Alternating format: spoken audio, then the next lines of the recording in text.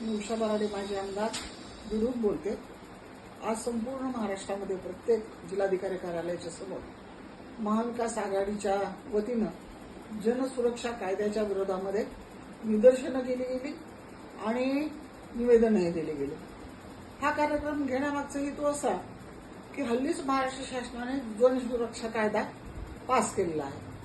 हा कायदा जो आहे तो करण्यामागचं त्यांचं कारण असं आहे की आरएसएस आणि भाजप त्या ज्या मनोवादी संघटना आहेत, जातीमध्ये धर्मामध्ये भांडणं लावणाऱ्या संघटना आहेत, त्यांना या देशातला राज्यातला डावा आणि पुरोगामी विचार मारायचा आहे। गौरी लंकेशची हत्या ज्याच्यातून झाली, नरेंद्र दाभोळकरांची, गोविंद पानसरेंची हत्या झाली, हा विचार मारण्याचाच प्रकार आहे।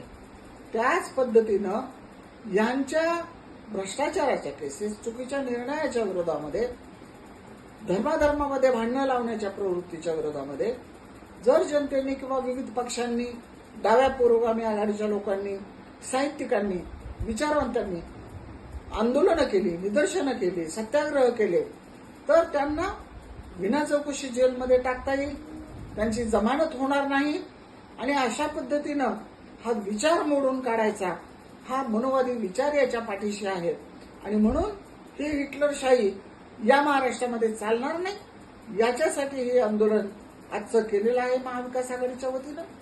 जर शासनाने हा कायदा रद्द नाही केला तर याहीपेक्षा तीव्र आंदोलन महाविकास आघाडी महाराष्ट्रामध्ये करेल, याची नोंद शासनाने घ्यावी। धन्यवाद।